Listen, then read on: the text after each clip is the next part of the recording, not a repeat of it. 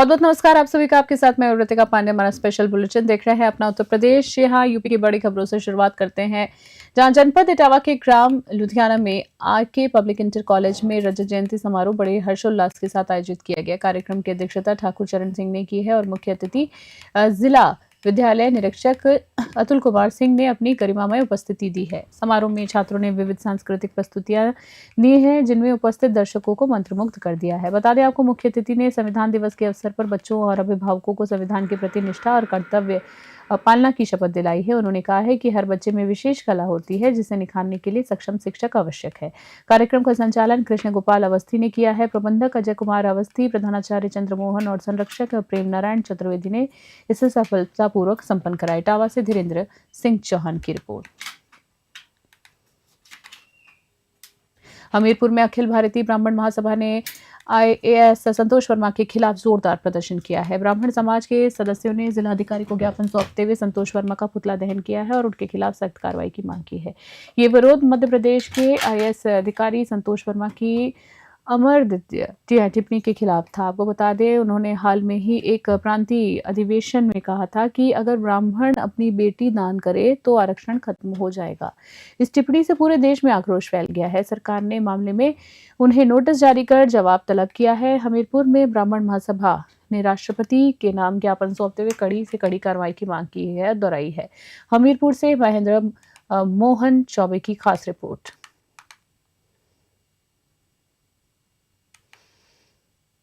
ज्ञापन देने आए आप लोग? यूपी के एक IAS अधिकारी हैं संतोष वर्मा। अभी विगत दिनों उन्होंने ब्राह्मण की माँ बहन बेटियों को बड़ी अमर्यादित टिप्पणी का प्रयोग किया है। उससे हमारे ब्राह्मण महासभा में आम जनमानस में और महिलाओं में एक आक्रोश है। उसी आक्रोश को व्यक्त करते हुए IAS संतोष वर्मा के खिलाफ कठोर से कठोर कार्रवाई की मांग जिलाधिकारी माध्यम के द्वारा आदरणीय राष्ट्रपति महोदय को हम लोगों ने ज्ञापन दिया हुआ है और कठोर कार्रवाई की मांग रखी है। आप लोग क्या ज्ञापन देने आए? ये MP के संतोष वर्मा हैं। हमारी बेटी देश की बेटी है, जो जीत के आती है तो पूरा देश जश्न मनाता है। जो कुछ होता है तो पूरी देश की, चाहे जो बिरादरी की हो, वो हमारी बेटी है, देश की बेटी है। उसके ऊपर कोई टिप्पणी करने का कोई किसी का अधिकार नहीं है। ये बहुत गलत किया है उसने, जो किया है हमारी बेटियों के। देश की बेटी है, देश की बेटी आज हमारी कहाँ नहीं पहुँच रही है। अभी गोल्ड जीता है, तो ये गलत बात है बोलने के लिए। हमारी ही समाज की नहीं है बेटी, जो हमने पुतला भी उनका फूंका। और हम चाहते हैं कि हमारे DM साहब हमारे साथ न्याय करें। आज वो हमारी महिलाओं के लिए, जो हमारे बोला, किसी भी अन्य जाति के लिए ही बोल सकता है वो। खबर देख रहे हैं, जहां आपको बता दें, संभल में मतदाता सूची के डिजिटलीकरण का कार्य लगातार तेजी पकड़ रहा है। आज कंपोजिट विद्यालय रौला माफी ब्लॉक असमोली के बूथ नंबर 11 को 100% डिजिटाइज्ड किया गया है। इस बूथ पर कुल आपको बता दें 1000 करीबन 60 मतदाता पंजीकृत हैं, जिससे सभी रिकॉर्ड BLO पंकज मेहरोत्रा ने पूर्ण रूप से डिजिटाइज किया है। इसी क्रम में असमोली ब्लॉक के 2 बूथ, जिसमें 331 और 197 को पूरी तरह से डिजिटाइज किया गया है। जिलाधिकारी डॉक्टर राजेंद्र भोसिया ने BLO पंकज मेहरोत्रा और वर्षा तोमर को उनके उत्कृष्ट कार्य करने के लिए सम्मानित किया है। जिलाधिकारी ने सभी BLO को निर्देश दिए हैं कि वे तेजी से काम कर सभी बूथों का डिजिटलीकरण जल्द पूरा करें। संभल से सोनू वाशरने की रिपोर्ट। SIR की प्रक्रिया का जो प्रथम चरण है, जिसमें ड्राफ्ट पब्लिकेशन होगा, वह 4 दिसंबर तक चलेगा। हमारी जनपद में कुल 15,70,306 वोटर्स हैं और उन सभी के घर पर BLO पहले BLO ने गणना प्रपत्र वितरित किए, उसके बाद संग्रह और डिजिटलाइजेशन का काम जनपद में जारी है। वर्तमान में 47.08% अर्थात 7,39,296 जो फार्म हैं, गणना प्रपत्र हैं, वो डिजिटलाइज हो चुके हैं। हमारे यहाँ कुल 1652 BLO हैं, जिसमें 62 आंशिक बिलारी में हैं, जो बदायूं के मुरादाबाद के अंतर्गत काम होता है, और हमारे 1590 BLO हैं जो ग्राउंड पर काम कर रहे हैं। तो दिन और रात दोनों समय हमारे डिजिटलाइजेशन का काम होता है और जो प्रक्रिया और अगली खबर देख रहे हैं इलाहाबाद हाईकोर्ट के आदेश पर बरेली पुलिस ने 36 साल से फरार चल रहे हत्यारोपी प्रदीप कुमार सक्सेना उर्फ अब्दुल रहीम को मुरादाबाद से गिरफ्तार कर लिया है। आपको बता दें, खुफिया इनपुट के आधार पर टीम ने ट्रांसपोर्ट नगर में दबिश देकर आज सुबह 11 बजे उन्हें हिरासत में लिया। आपको बता दें, आरोपी ने पहचान छिपाने के लिए धर्म परिवर्तन कर लिया, अब्दुल रहीम नाम अपनाया और ट्रक ड्राइवर के रूप में काम कर रहा था। बता दें आपको, मूल रूप से वह कस्बा थाना शाही बरेली का रहने वाला है। बता दें आपको, 1990 में करीबन में जमानत पर बाहर आने के बाद वो फरार हो गया था। हत्या और चोरी के मामलों में वांछित आरोपी को अब कोर्ट में पेश किया जाएगा। बरेली से ब्यूरो रिपोर्ट। थाना प्रेमनगर में एक मुकदमा पंजीकृत हुआ था 1987 में 313/87। ये मुकदमा, इसमें जो धाराएं थी 379 और 302 आईपीसी। इस मामले में एक अभियुक्त जिसको सजा हुई उसका नाम प्रदीप सक्सेना।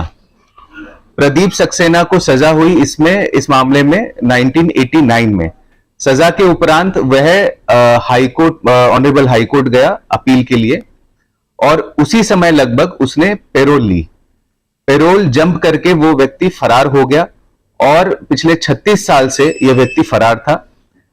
जब ऑनरेबल हाईकोर्ट ने वो जो उसकी अपील पेंडिंग थी, उस अपील पर एक आदेश किया कि ये जो अपीलेंट है प्रदीप कुमार सक्सेना, इसको अरेस्ट किया जाए।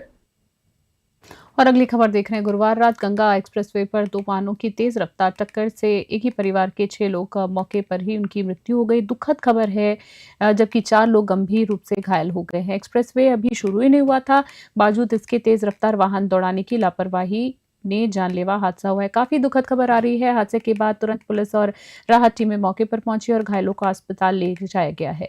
जिलाधिकारी डॉक्टर राजेंद्र पेसिया, एसपी के बिश्नोई और अन्य अधिकारी राहत कार्यों की निगरानी के लिए स्थल पर मौजूद रहे हैं। प्रशासन ने चेतावनी दी है, एक्सप्रेसवे पर बिना अनुमति वाहन चलाना पूरी तरह से प्रतिबंधित है। मृतकों के शव पोस्टमार्टम के लिए भेज दिए गए हैं और पुलिस मामले की जांच कर रही है।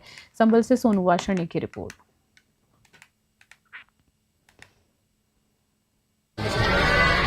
अभी आदमपुर का रहने वाला एक परिवार जो बिसारू में दावत के लिए आया हुआ था, वो गंगा एक्सप्रेसवे से थाना हयात नगर रसूलपुर धतरा ग्राम के पास से गुजर रहे थे। तो एक पिकअप और अल्टो दोनों की आपस में भिड़ंत हुई। उसमें 6 लोगों की मृत्यु हो गई है, जिसमें 3 महिलाएं हैं और 3 बच्चे हैं। बाकी 4 घायल हैं और आरंभिक रूप से उनको जिला चिकित्सालय संभल लाया गया था। अब उनको जिला चिकित्सालय मुरादाबाद रेफर कर दिया गया है और 2 लोगों को कोस्मोस चिकित्सालय जो मुरादाबाद में है वहाँ रेफर किया गया है।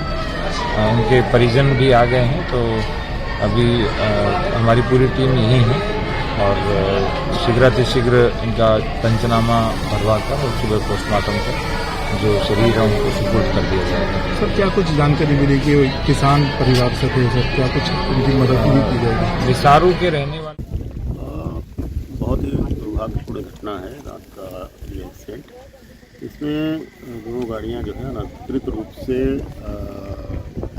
ज़बरदस्ती एक्सेस लेके गंगा एक्सप्रेसवे पे चढ़ी। एक ही साइड के रोड पर दोनों गाड़ियां आमने सामने आ रही थी और संभवतः स्पीड अधिक होने के कारण नियंत्रित नहीं हो सकी और आमने सामने की टक्कर हो गई। और इसमें अथॉरिटी के, गंगा एक्सप्रेसवे अथॉरिटी के जो अधिकारी हैं उनसे भी बात की गई। उनका ये कहना है कि अभी ये मार्ग आमजन के आवागमन के लिए नहीं खुला है, लेकिन इसके बावजूद भी बहुत सारे लोग ज़बरदस्ती करके उनसे झगड़ा करके इस मार्ग का एक्सेस कर लेते हैं, इस पर चलने लगते हैं। और अभी इसका एक और अगली खबर देख रहे हैं, जहां लखनऊ से नवनियुक्त बीजेपी जिला अध्यक्ष प्रमोद गुप्ता का जिले में जोरदार स्वागत किया गया है। सैकड़ों वाहनों के काफिले और हजारों बीजेपी कार्यकर्ताओं ने जगह जगह उन्हें फूल मालाओं पहनाकर मिठाइयां खिलाकर उनको सम्मानित किया है। स्वागत समारोह में आपको बता दें, मारहरा विधायक वीरेंद्र सिंह लोधी सहित कई पूर्व विधायक और वरिष्ठ कार्यकर्ता भी मौजूद रहे। कार्यकर्ताओं ने उत्साहपूर्वक पार्टी की झंडियों और नारों के साथ स्वागत किया है। जिला अध्यक्ष प्रमोद गुप्ता ने इस अवसर पर सभी कार्यकर्ताओं और उपस्थित लोगों का आभार व्यक्त किया है और जिले में पार्टी कार्य को लेकर मजबूत करने का संकल्प लिया। एटा से राजली की रिपोर्ट।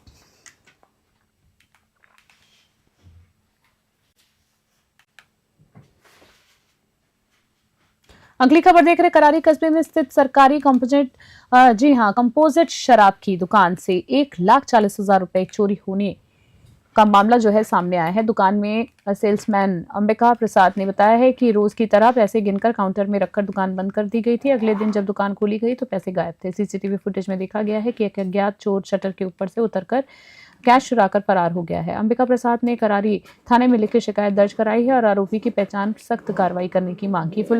पुलिस जो है पूरी जांच में जुटी है। कौशाम्बी से जेगम रिजवी की रिपोर्ट।